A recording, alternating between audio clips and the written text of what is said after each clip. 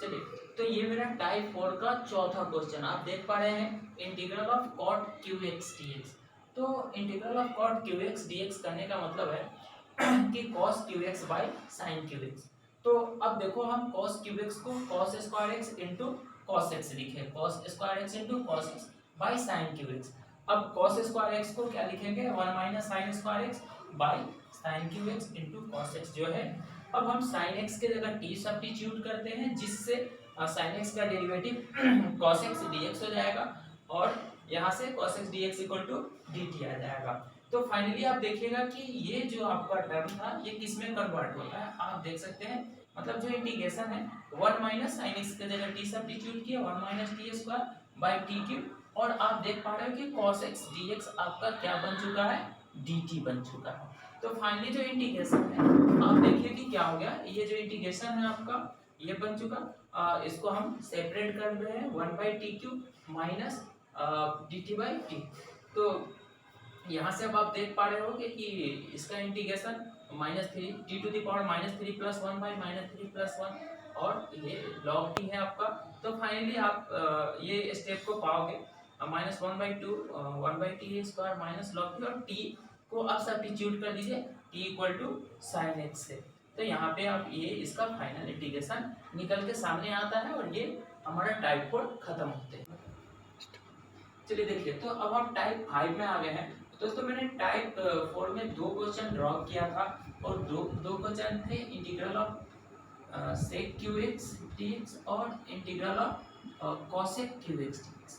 तो मैं इन्हें जब बाय पार्ट्स जब बाय पार्ट्स हम पढ़ा रहे होंगे तब इन दो क्वेश्चन को करेंगे। अभी फिलहाल मैंने इन दो क्वेश्चन को ड्रॉ किया है। अभी आते हैं टाइप 5 पे। टाइप 5 में क्या है, मेरा पहला क्वेश्चन आप देख पा रहे होंगे कि sin 2x into cos 3x dx। तो दोस्तों ये सारे जो फार्मूला है, ये सारे जो क्वेश्चन है आपको देख पाइएगा कि यहाँ पे sin c into cos d या sin a into cos b दिख रहा होगा।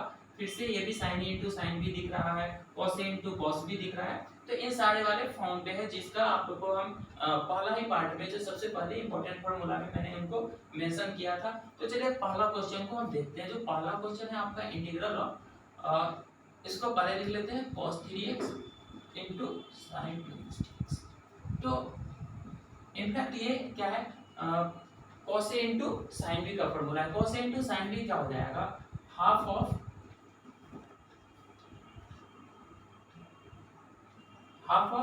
Sign a plus b. तो ये हो जाएगा sine 5x minus sine a minus b mean sine x, ये हो जाएगा।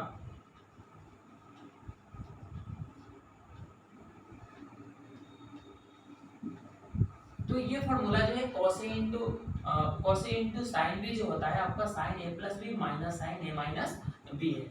तो यहाँ से अब इनका इंटीग्रल हम आसानी से कर सकते हैं। हाफ ऑफ आप साइन 5x को जब इंटीग्रेट करोगे आपको क्या मिल जाएगा, माइनस cos 5x बाई 5, और माइनस यहाँ से आपको ये मिल जाएगा फिर से माइनस cos। तो यहाँ पे हम इसको प्लस कर लेते हैं cos x, सॉरी यहाँ पे 2x था, तो ये 2x बाई 2 प्लस c। तो ये मेरा पहला क्वेश्चन कंप्लीट होता है। चलिए, तो अब हम इस दूसरे क्वेश्चन को करेंगे। तो जो बड़ा एंगल है उसको हम ए वाले में कन्वर्ट करते हैं। तो यहाँ फाइनली आपको मिला है sin 8x into sine 4x dx। तो ये जो है आपका कौन सा फॉर्मूला है, ये जो फॉर्मूला है आपका cos a minus b minus cos a plus b. जब दोनों ही साइन में है तो cos a minus b minus cos a plus b, half of लगा लेंगे क्योंकि यहाँ से 2 गायब है, तो हाफ ऑफ।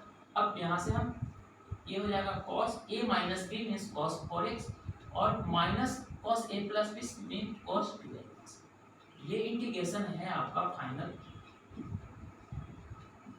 तो यहाँ से ये बन जाएगा हाफ ऑफ, यहाँ से sine 4x by 4 minus sine 12x by 12 plus c। तो ये कंप्लीट हो गया मेरा दूसरा इंटीग्रेशन।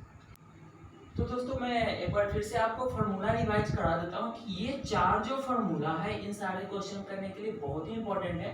बिना इसके बगैर आप इन क्वेश्चंस को सॉल्व नहीं कर पाओगे। तो ये चारों ट्रिगोनोमेट्रिक फार्मूला को आप अच्छे से